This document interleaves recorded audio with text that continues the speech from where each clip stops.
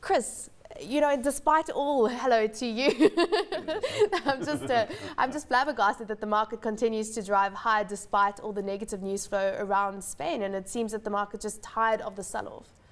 Yeah, look, you know, there's an old Arabic saying, the dogs bark, but the caravan moves on. And basically, I think what it means is that there's an awful lot of noise around at this point in time, has been for quite some time, and will be for quite some time to come.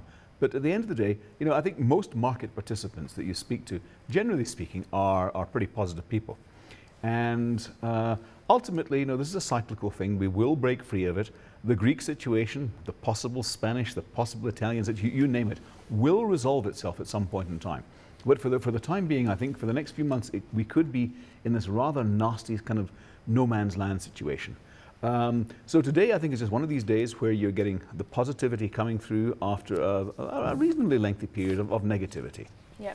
And let's drill into then some of the fundamental numbers, because that gives us an idea of how companies are doing in the South African space. Start with one of the positive numbers that came through for Foschini. Just really strong numbers overall coming through from them. I mean, looking at total sales up by 17%, all their divisions performing really well.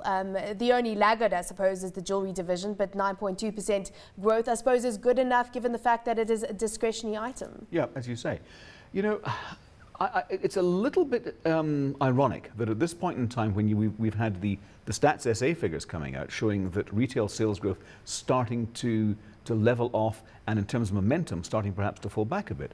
And yet we have Mr. Price, we have Foschini, we have a variety of other retailers coming out with these very, very strong results. And you know, you were just talking to Lawrence Rapp earlier from Vukile, and it's interesting that the retail, as far as they're concerned, seems to be relatively strong as well. The way I rationalize it is that if you go back almost 2 years now, you saw this polarization in the retail space between people who had jobs, who weren't worried about their employment prospects, and we're largely buying things on cash. Now we're starting to see a little bit of movement out. We're getting more and more sales on credit. And we know the story about the banks and the retailers now advancing more. It's not reckless credit.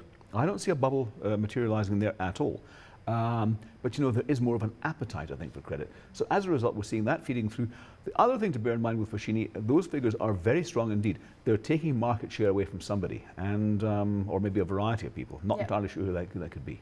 That is very interesting. And interesting that they've chosen to not pass on prices higher prices to consumers. They're looking, perhaps that's the reason that they're gaining market share right now. You know, all the retailers out there, they've got to be very, very careful what they do, because you know, the consumers, as we said, although there's more of an appetite coming through for credit, the consumers, generally speaking, are still under a lot of pressure.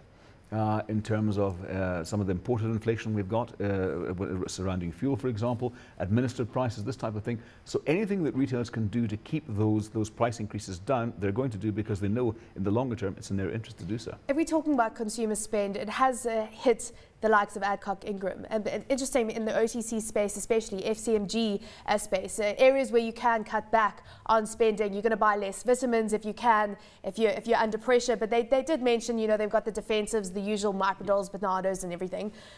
What are your thoughts on Adcock right now in the whole pharmaceutical space and their performance? Because very disappointing numbers. Look, great company, been around a long, long time. They've been hit by a number of extraneous factors in recent years.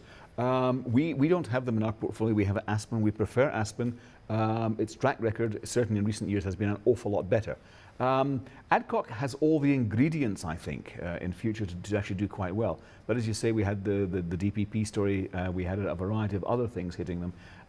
They just haven't seemed to be able to gain that kind of traction, if you like, that's going to take them onto the next level. And now they're saying they're targeting acquisitions to do that. Yeah. I mean, do we buy into that before the announcement comes through? I get a little bit concerned when I hear that, because I think, you know, rather clean up your own backyard before you start moving on to other things. Yeah.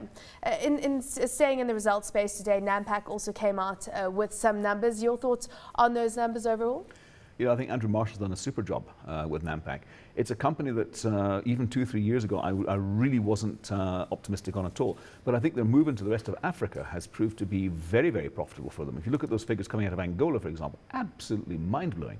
So, you know, I think their structural readjustment program, to put it that way, has paid big dividends, looking very, very good indeed. And they're definitely moving towards reaching that target in terms of revenue, 25% they want to generate. ROE up at 24%. I mean, it was at 14% in 2009. That really shows the strong turnaround. So I suppose Nampak in the whole space where we have packaging companies, what is your rating of that versus the other companies in the sector? We've tended to steer away from the packaging companies. If you go back 10, 20 years ago, there was a much closer correlation between the packaging companies and PCE growth in the country. That has tended to break down a bit in recent years. But now I think a lot of the packaging companies that we've mentioned here have really got their act together. And I say, Nampak a few years ago was not looking so clever at all. As you rightly say, those numbers are really starting to come through very, very nicely. It's a different company to what it was even a few years ago. 60% African growth, and they're onto something there, so we'll be tracking that. Thank you so much for coming through to unpack those results with us. That was Chris Gilmour joining us from Absa Investments.